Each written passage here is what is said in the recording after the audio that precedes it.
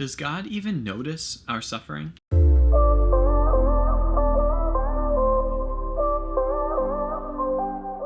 Well, hey guys, what is up? Welcome back to my channel. My name is Austin, and I am so glad that you are here today for this video. And today we are continuing in our series, Life in the Word, which is a weekly Bible study here on this channel where we unpack the Bible one chapter at a time. This week we are returning to the book of Habakkuk. And if you did not check out week one, I'd really encourage you to check it out. I'll link it up there somewhere. And in that video, we really unpack not only what's going on in the book of Habakkuk, but how to read biblical prophecy. It is a genre that can be admittedly rather difficult, and we bring a lot of presuppositions to it that often really hinder our ability to understand what the text is really trying to say, rather than what we want it to say. So if you haven't watched that, again, check that out, because getting up to speed on what's going on in the world around this time of the writing of the book of Habakkuk is really important.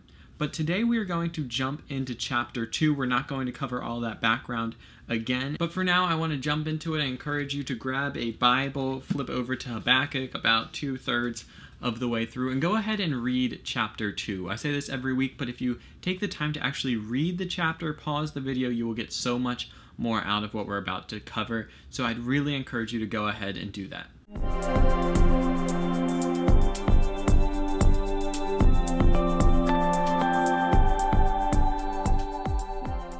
Alright, well, I'm going to trust that you took the second to go ahead and read the chapter, and if you're a little confused, no worries at all. Hopefully we'll be able to break this down for you and you'll be able to understand what's going on here and see how it might apply to your life. So the first thing I want to point out in this chapter comes in the very beginning. Now, if you remember from last week, the book is set up in a series of complaints on Habakkuk's part and answers on God's part. And so where we left off in chapter 1 is that Habakkuk, he was complaining to the Lord like, God, all this injustice is going on, and God responds, you won't believe what's going to happen. In fact, I'm going to raise up the Babylonians to capture your people. And he's like, God, how could you raise up people even worse than us? Like, I know we need to repent, but they really need to repent. How are you going to use people worse than us to discipline us? And in that moment, Habakkuk is confused and not sure what God is doing. It says at the beginning of chapter 2, we find him where he says, I will take my stand at my watchpost and station myself on the watchtower and look out to see what he will say to me and what I will answer concerning my complaint.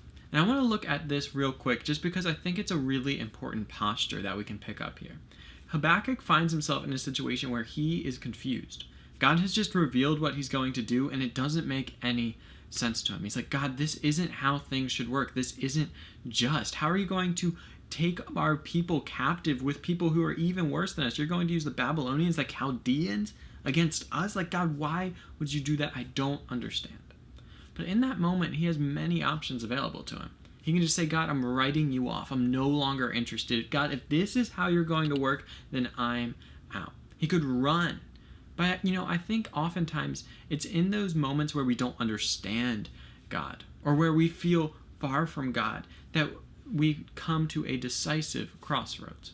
When life gets hard, are you going to run towards God or run away from God? Are you going to lean into your faith or abandon it altogether? And here in this moment where Habakkuk is not sure what to do next, he's not sure what God is up to, and the world is spinning, well, he wisely says, you know what? I'm going to sit, listen, and wait. And I think we can find encouragement in that. That perhaps in this season of COVID-19, you've found yourself in moments where you're just like, God, I don't understand this world we're living in. Everything seems upside down, and I don't know how to make sense of it. But in that moment, you can choose to run away. You can choose to push away from God. You can choose to abandon your faith, or you can lean into it. You can sit, listen, and wait, and say, God, like, I don't understand what you're up to, but I want to. Help me understand. And that could look like many different things. That could look like seeking his guidance in the Word or through wise Christian friends or in the church or any number of ways, but saying, God, I'm going to sit and listen and wait, not run away. The second thing I want to look at today in this chapter comes in God's response, which starts in verse 2 and carries through pretty much the rest of the chapter.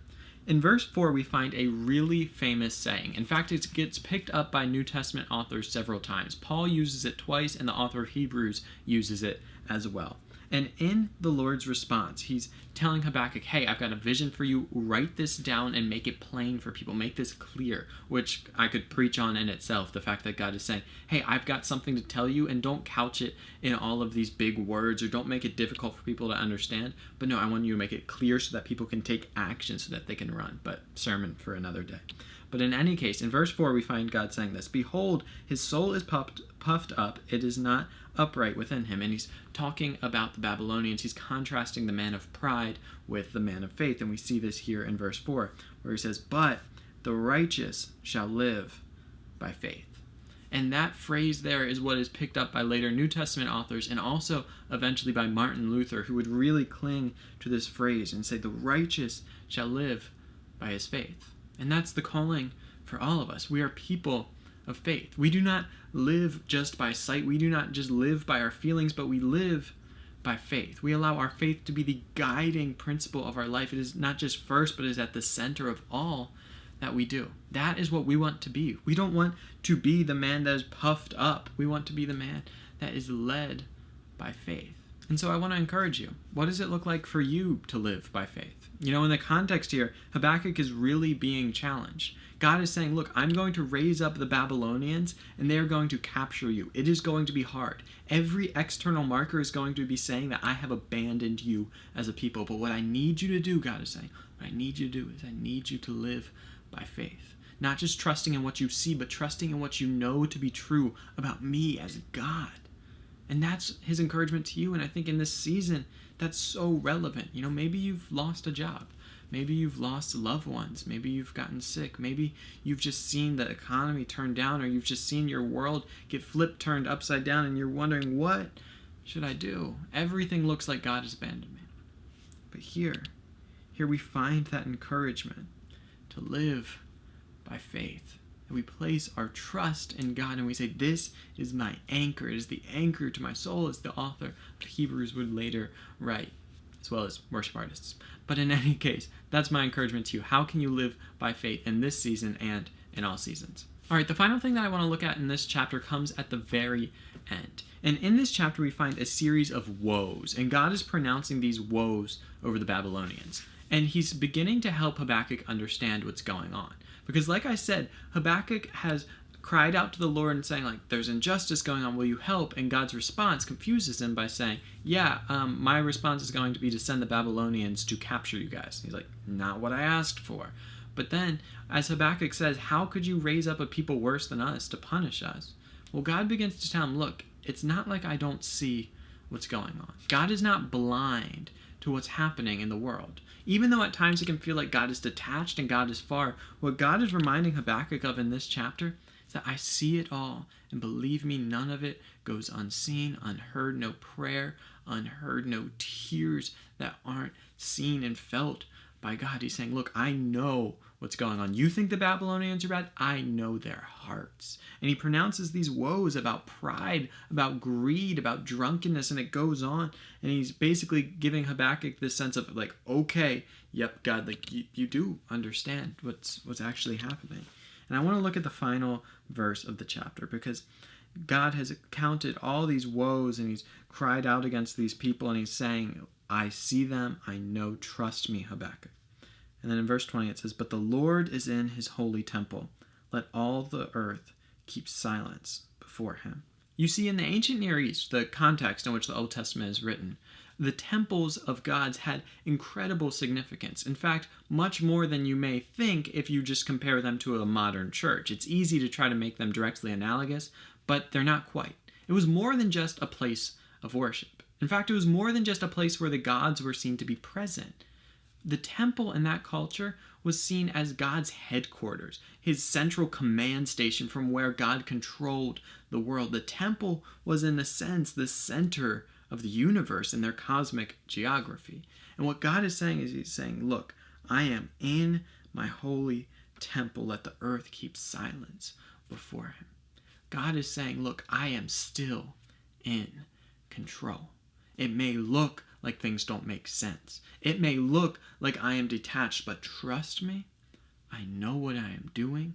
I see your pain. I see your complaints. I hear them. I've watched you cry those tears, and I know what is going on, and I am still in control. You know, if you've been watching my videos for any amount of time, you know that I love a good rhyme, and I want to leave you guys with one today. It's that I can trust God's sovereignty even when it doesn't make sense to me. I can trust in God's sovereignty even when it doesn't make sense to me.